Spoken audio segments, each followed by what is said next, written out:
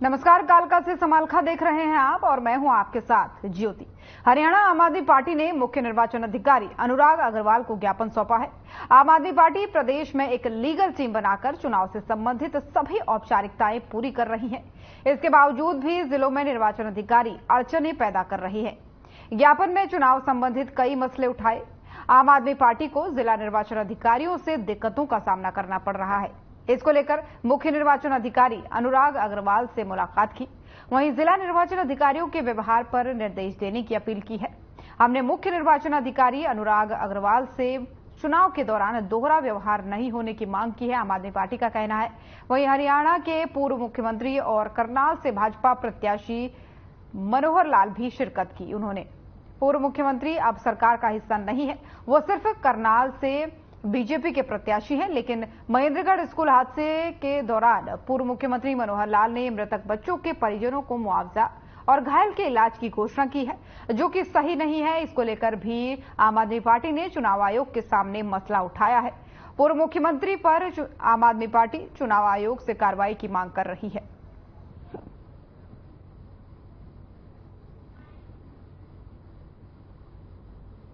दो तीन महत्वपूर्ण मुद्दे थे जिन पर आज हमने चुनाव आयोग के सामने अपनी बात रखी है। सबसे महत्वपूर्ण मुद्दा कि हम लोग अपनी लीगल टीम सेटअप करके हर एक परमिशन के लिए प्रॉपर तरीके से अप्लाई कर रहे हैं। तो जो भी रिस्पेक्टेड डिस्ट्रिक्ट इलेक्टोरल ऑफिसर्स हैं, उनको चुनाव आयोग की तरफ से ये इंस्ट्रक्शंस होने चाहिए कि किसी भी तरीके के परमिशंस में हमको परेशान नहीं करें। जब हम लीगल तरीके से जो भी रिक्वायरमेंट्स हैं वो सब फुलफिल कर रहे हैं, जैसे मान साहब के रोड शो से ठीक पहले हुआ कि वहां पहुंच के टीम्स पोस्टर्स वगैरह हटाने लगी। और महेंद्रगढ़ में स्कूल बस पलटने से 8 बच्चों की मौत हो गई, तो वहीं कई बच्चे गंभीर रूप से घायल हो गए। हादसे को लेकर के सियासत भी गरमाई हुई नजर आ रही है। विधायक नीरज शर्मा ने कहा कि दुख इस बात का है कि सकारात्मक विपक्ष होने के नाते हम बार बार सरकार को बताते रहते हैं, लेकिन सरकार उस पर कोई भी संज्ञान नहीं लेती। भाई बेटा विधायक नीरज शर्मा, NIT 86 फरीदाबाद। कल हमारे हरियाणा में बड़ी दुखद घटना हुई कि हमारे मासूमों को अपनी जान से जाना पड़ा। परमपिता परमात्मा उनको अपने चरणों में स्थान दे और परिजनों को इस असहनीय दुख को सहने की ताकत दे। परंतु इसके साथ साथ दुख इस बात का भी होता है कि एक सकारात्मक विपक्ष होने के नाते हम बार बार सरकार को जगाते हैं, पर सरकार कोई कदम नहीं उठाती। इसको लेके 21 फरवरी 2024 को मैंने प्रश्न भी लगाया था, खासतौर से इन प्राइवेट स्कूलों को लेके जो 5 स्टार प्राइवेट स्कूल है, कि किसके पास फायर सर्टिफिकेट है।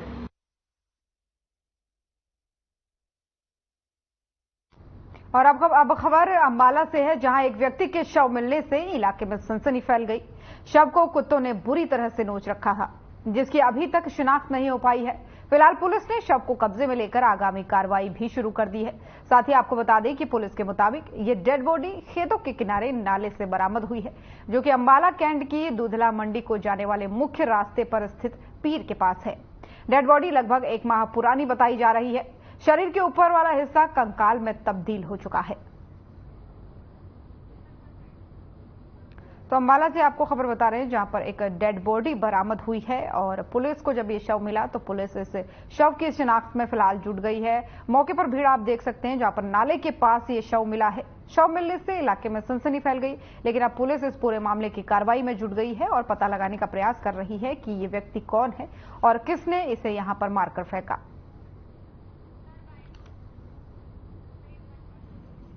अंबाला कैंट के साथ लगता, इसे जो आगे दूधला मंडी को सड़क जाती है, साथ लगता जंगल है। वहां से सूचना मिली थी भाई कोई लावारिस नाश पड़ी हुई है जो काफी पुरानी है, जिसको कुत्तों वगैरह ने चुना हुआ है और उसको पोस्टमार्टम के लिए भिजवा रहे हैं। अभी उसकी कोई शनाख्त हुई नहीं है। सर, उससे कुछ बात बरामद हुआ है? कुछ नहीं, कोई बरामद नहीं हुआ। काफी पुरानी डेड बॉडी है, गली सड़ी पड़ी हुई है। सिविल हॉस्पिटल अंबाला कैंट लेके जाएंगे पोस्टमार्टम के लिए।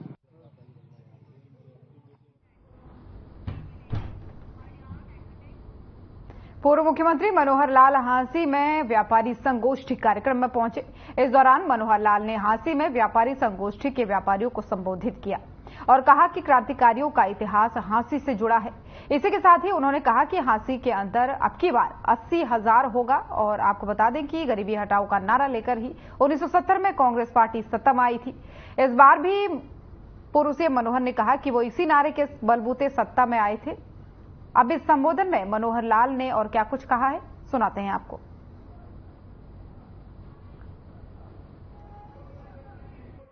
अपने ऐतिहासिक झांसी की नगरी, इसका इतिहास मित्रों किसी छुपा नहीं। क्रांतिकारियों का इतिहास झांसी से जुड़ा है।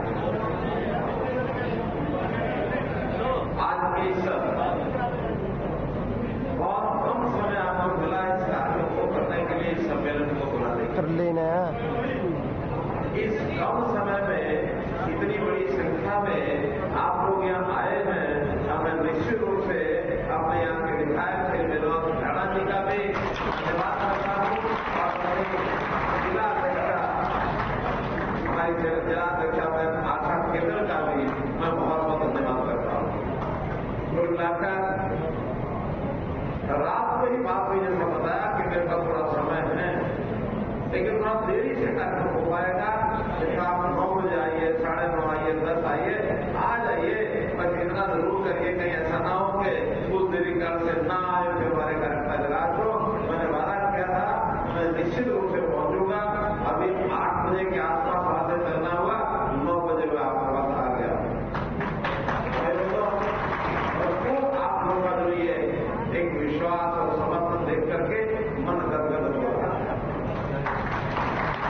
पुरानी झांसी, क्योंकि मैं हांसी पहली बार नहीं आया, बहुत पुराना मेरा जुड़ाव है हांसी से, 1990 से जुड़ाव है। 1990 में मेरा आना जाना यहाँ होता था। हमारे हरी सिंह रोटा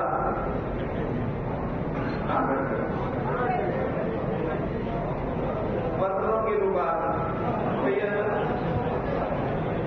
स्वर्गीय सुरेंद्र जी जैन, उनके बेटे सचिन जैन अभी दिखते होंगे, ये इधर पीछे बैठा।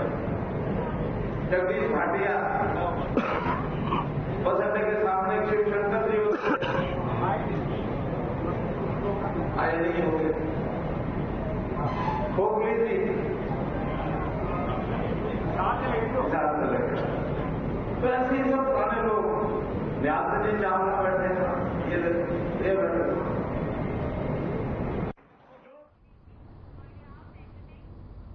और वित्त मंत्री जेपी दलाल भिवानी पहुंचे। इस दौरान वित्त मंत्री ने हरियाणा में बीजेपी की जीत और प्रधानमंत्री मोदी के तीसरी बार पीएम बनने का दावा किया। इसी के साथ ही उन्होंने जेजेपी पर भी निशाना साधा। और इस दौरान जेपी दलाल ने महेंद्रगढ़ में हुए बस हादसे पर शोक भी प्रकट किया। उन्होंने कहा कि ऐसी घटना की पुनरावृत्ति न हो, इसको लेकर के सख्त कार्रवाई की जा रही है। बीजेपी गरीब लोगों के लिए नीतियां बनाकर काम करती है, जिससे लोग बीजेपी सरकार को अपनी सरकार समझते हैं।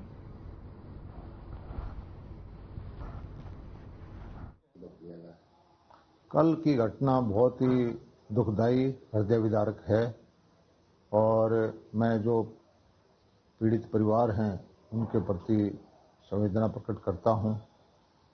और इस तरह की घटना से सभी को शिक्षा लेनी चाहिए और ऐसे प्रबंध करने चाहिए कि ये घटनाओं की पुनरावृत्ति ना हो। सरकार ने तुरंत कार्रवाई की है स्कूल प्रबंधन के खिलाफ, प्रशासनिक अधिकारियों के खिलाफ, और जो कानून सम्मत मदद हो सकती है पीड़ित परिवारों की, वो करने का ऐलान भी किया है। और महेंद्रगढ़ में बस पलट गई। हादसे में 8 बच्चों की मौत बताई जा रही है, तो वहीं कई बच्चे गंभीर रूप से भी घायल हो गए। घायल बच्चों को रेवाड़ी, कनीना और गुरुग्राम के निजी अस्पतालों में भर्ती कराया गया। बच्चों का हाल जानने के लिए दिन भर अस्पताल में राजनेताओं की भीड़ लगी रही। स्वास्थ्य मंत्री कमल गुप्ता भी अस्पताल पहुंचे इस दौरान, और स्वास्थ्य मंत्री ने कहा कि दोषी को किसी भी कीमत पर बख्शा नहीं जाएगा। मामले में पुलिस ने बस चालक, स्कूल प्रिंसिपल की ओर से सचिव को गिरफ्तार कर जांच भी शुरू कर दी है।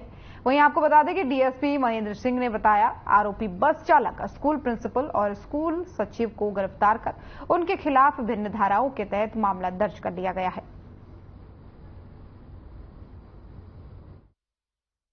ड्राइवर है जो गाड़ी को चला रहा था, धर्मेंद्र, उसको अरेस्ट कर लिया है एक प्रिंसिपल है दीप्ति और एक होशियार सिंह है जो सेक्रेटरी का काम देखता था, उसको अरेस्ट किया है। और बच्चे क्रिटिकल थे, उनकी संख्या कितनी है और क्या हालत है? टोटल इसमें हमारे पास 22 MLR हमारे पास एक आई थी और उसके अलावा 6 आदमियों की डेथ हुई। टोटल 34 के करीब MLR इसमें टोटल कटी है। कौन कितने आदमियों के खिलाफ मुकदमा देखिए, अभी हमने इसमें स्कूल प्रशासन के नाम ही FIR दर्ज किया है और उसमें स्कूल का रिकॉर्ड हम एजुकेशन डिपार्टमेंट से लेंगे। उसमें उसके डायरेक्टर मेंबर वगैरह कौन है, किसकी क्या लायबिलिटी रहती है, वो एक तफ्तीश में रहेगा। आज सुबह मुझे खबर लगी कि उन्हानी गांव के पास एक बस की दुर्घटना हो गई।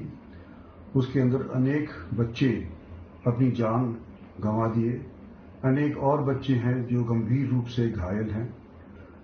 इन सभी बच्चों के परिवार के प्रति मैं अपनी तरफ से संवेदना व्यक्त करना चाहता हूं। उसको बख्शा नहीं जाएगा।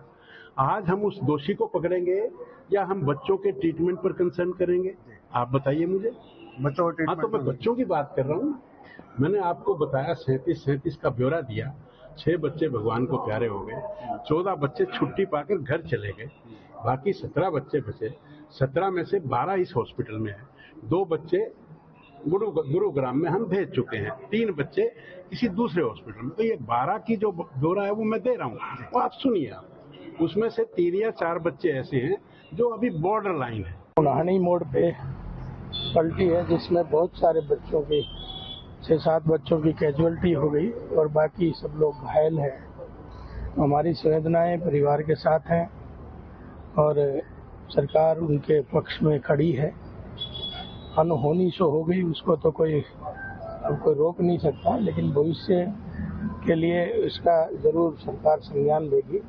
और आज पूरी सरकार आप देख रहे हैं कि उनके अभिभावकों के साथ खड़ी है, बच्चों के साथ खड़ी है। ये वाकई में ही बहुत दर्दनाक हादसा है। मैं समझता हूँ कि हमने कभी स्कूलों की बसों को एड ऑन तो एक्सीडेंट होते देखा, लेकिन इस तरह से एक ड्राइवर की लापरवाही से इतना बड़ा हादसा हुआ है, ये वाकई में बहुत ही ज़्यादा दुखद है। पूरे इलाके के अंदर बड़ी भारी मायूसी है और मैं समझता हूँ कि जहाँ पेरेंट्स की बात आती है उनमें माँ से बड़ा ज़्यादा दुख किसी को नहीं होगा। आज 6 बच्चे हम चिंता करके चले गए और अभी भी 10-15 बच्चे हॉस्पिटल में हैं जिनके ICU के अंदर 4 बच्चे हैं। हम भगवान से प्रार्थना करते हैं कि उन्हें अच्छी तरह से इलाज मिले और वो ठीक स्वस्थ होकर के घर आएँ। जिन बच्चों की जाने की गम है वो एक क्षति है जो अपूर्णीय है। महेंद्रगढ़ स्कूल बस हादसे को लेकर महेंद्रगढ़ की डीसी ने मामले की जांच के लिए 4 सदस्यीय कमेटी का गठन किया है। महेंद्रगढ़ के एडिशनल डिप्टी कमिश्नर की अध्यक्षता में कमेटी बनाई जा रही है। वहीं कमेटी में SDM कनीना, DSP कनीना और जिला शिक्षा अधिकारी को शामिल किया गया है। कमेटी को जल्द से जल्द रिपोर्ट सौंपने के लिए कहा गया है ताकि इस मामले में उचित कार्रवाई की जा सके। तो महेंद्रगढ़ बस हादसे से संबंधित ये खबर है, जहां पर अब पूरा प्रशासन से लेके सरकार से लेके एक्टिव हो गए हैं जब से ये बस हादसा हुआ है। बता दें कि 6 से 8 बच्चों की मौत इस घटना में हुई थी, जिसमें कई सारे बच्चे घायल हुए थे। और अब जो है प्रशासन की तरफ से भी सख्ती बरती जा रही है। एक कमेटी का गठन इसमें कर दिया गया है और साथ ही आज RTO विभाग भी पूरा एक्टिव नजर आया, जिसमें बसों की चेकिंग भी की गई। और अब इस जो कमेटी गठित की गई है उसके सदस्य कौन कौन है, इसको लेकर के ये लेटर जारी किया गया है, जिसमें आप देख सकते हैं कि 3 लोग इस कमेटी में शामिल बताए जा रहे हैं और तीनों का नाम इसमें दर्ज है।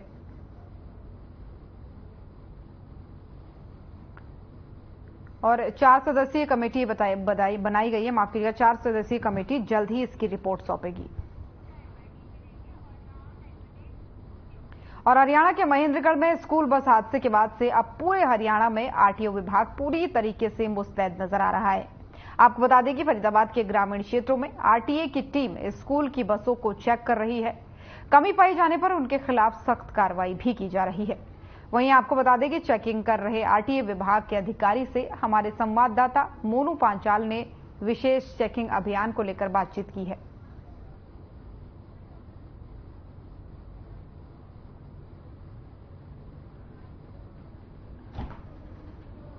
बीते कल जो हरियाणा में महेंद्रगढ़ जिले में जिस तरीके से एक स्कूली बस जो है वो टकरा गई और उसमें जिस तरीके से हादसा जो हुआ और उसमें करीब 8 बच्चों की मौत हुई है, तो उसको देखते हुए जो है पूरे हरियाणा में जो है पुलिस अलर्ट मोड पर नजर आ रही है और पूरी तरीके से तमाम जो स्कूली बसें हैं उनको जो है वो पूरी तरीके से चेक किया जा रहा है। और हम इस समय फरीदाबाद के जो है छायसा गाँव से मोहना वाले रोड पर जो है वहाँ मौजूद है और वहाँ पर जो है IT विभाग जो है वो पूरी तरीके से मुस्तैद यहाँ पर नजर आ रहा है और तमाम बसें आप देख सकते हैं इन बसों को यहाँ पर जो है वो पकड़ा है और इम्पाउंड यहाँ पर किया है और तमाम जो कमियां हैं वो यहाँ पर जो बिंदु है वो कमी यहाँ पर मिली है।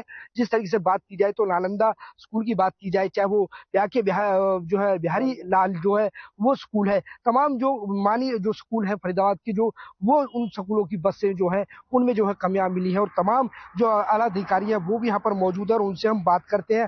IT के अधिकारी योगेश से भी हम बात करते हैं, सब इंस्पेक्टर हैं उनसे भी हम बात करते हैं। योगेश जी, देखा जा रहा है कि जिस तरीके से जो है आज अभियान चलाया गया है क्योंकि कल बहुत बड़ा हादसा जो है महेंद्रगढ़ में देखने को मिला, तो उसके चलते जो है वो पूरी तरीके से आज पुलिस मुस्तैद नजर आ रही है। देखो पुलिस और ये RTO विभाग तो हमेशा मुस्तैद रहता ही है जी, और हम इनकी निरंतर पहले भी इनका चेकिंग अभियान चलाते रहते हैं, लेकिन और आज भी हमने स्पेशल चलाया है अलग से।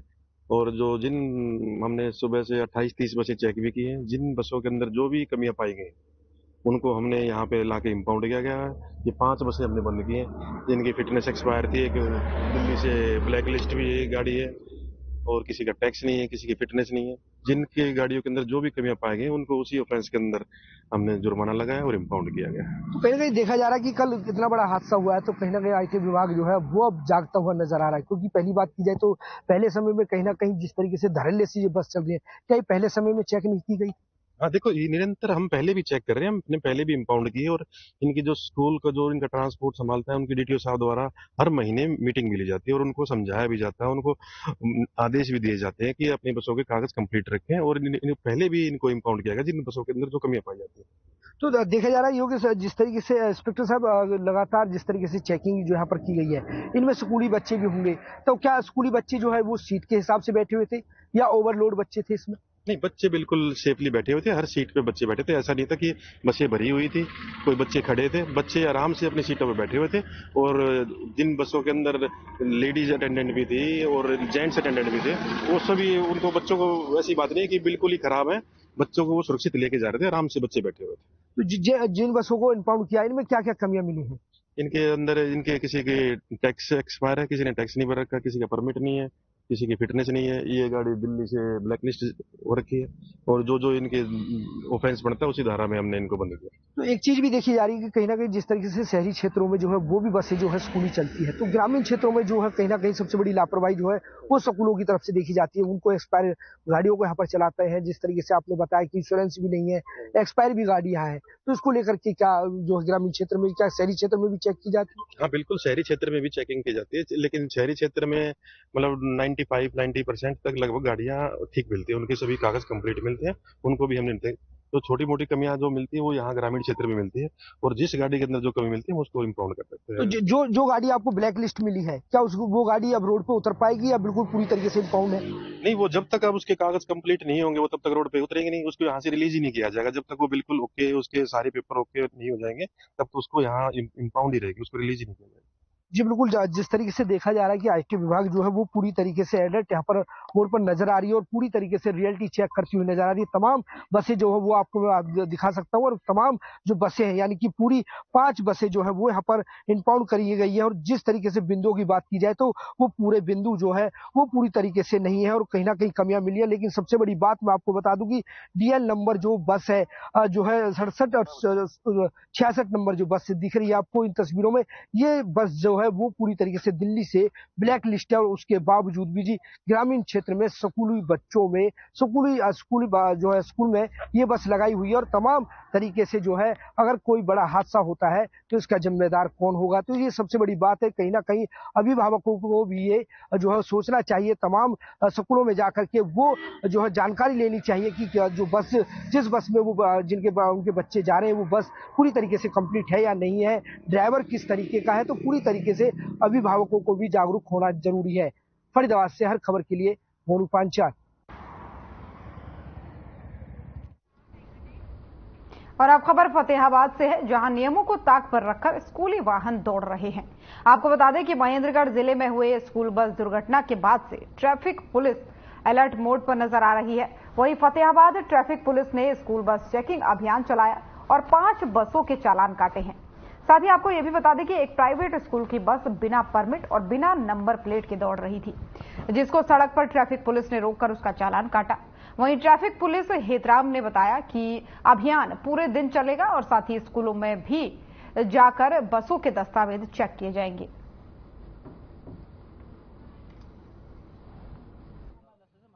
आज स्कूलों का नया सेशन को देखते हुए स्कूल बसों का पूरे जिले में टोहाना, रतिया, बुन्ना और भट्टू सभी जगह स्कूल बसों की गहन चेकिंग की गई है और जिन बसों का कागजात पूरे नहीं पाए गए या जो स्कूल के बसों के नियम हाईकोर्ट द्वारा निर्धारित किए गए हैं, जो पूरे नहीं मिले हैं, उनका चालान भी किया गया। तो कितनी बसों के चालान काटे गए और कितनी बसें चेक की गई? पांच हमने जो बसें चेक की है उनके कागजों के अंदर 5 बसों के अंदर कागजात कम पाए गए हैं, जिनके चालान किए गए हैं।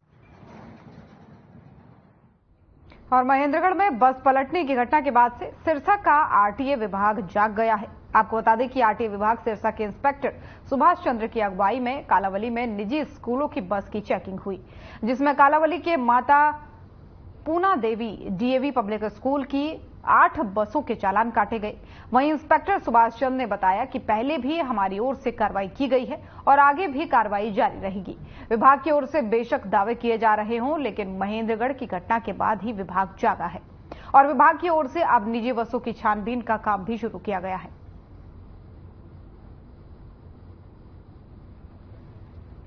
कितने चालान हुए जी आज?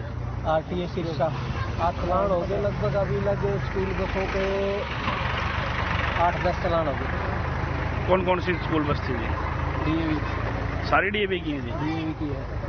और कोई स्कूल नहीं है जी बीच में? नहीं, और स्कूल नहीं आया। इससे पहले विभाग क्यों नहीं जागा? घटना के बाद ही क्यों जागे? पहले भी करते। कौन से स्कूल के किए जी पहले? कभी पहले तो रिकॉर्ड है, अभी यहाँ जबान नहीं करनी है। रिकॉर्ड में पहले भी कर रहे हैं।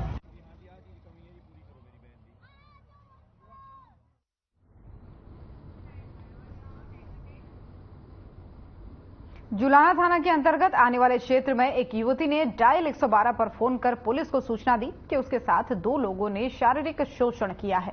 आपको बता दें कि पीड़िता के मुताबिक उसे जुलाना में काम देने के बहाने बुलाया गया और युवती ने बताया कि वह जुलाना के पुराने बस स्टैंड पर पहुंची और उसके बाद से उसे आरोपी एक गाड़ी में बैठाकर रोहतक रोड की ओर ले गया, जहां उसके साथ सामूहिक शारीरिक शोषण किया गया और बताने पर जान से मारने की धमकी भी दी गई।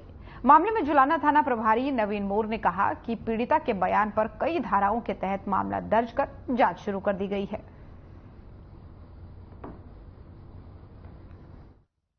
कल हमारे 112 पे एक महिला की सूचना प्राप्त हुई थी, जिसकी उम्र लगभग 20-25 साल उम्र है और उसने 112 पे बताया कि भाई मेरे साथ गलत काम हो गया है। तो 112 उसको हमारे मंडी चौकी में लेके आई है रात को 9-9:30 बजे 10 बजे के आसपास और उसके बयान पर हमने पर्चा दर्ज कर दिया है। कितने लोगों के खिलाफ मामला दर्ज हुआ? उन्होंने दो आदमी बताए, 2 लोगों के खिलाफ पर्चा दर्ज कर। तो सर क्या बोल के इनको लिया गया था, कहाँ से लिया गया था? ये बताया, ये बहादुरगढ़ की रहने वाली बताई गई है, बहादुरगढ़ में रह रही है फिलहाल और किसी जॉब के बहाने से।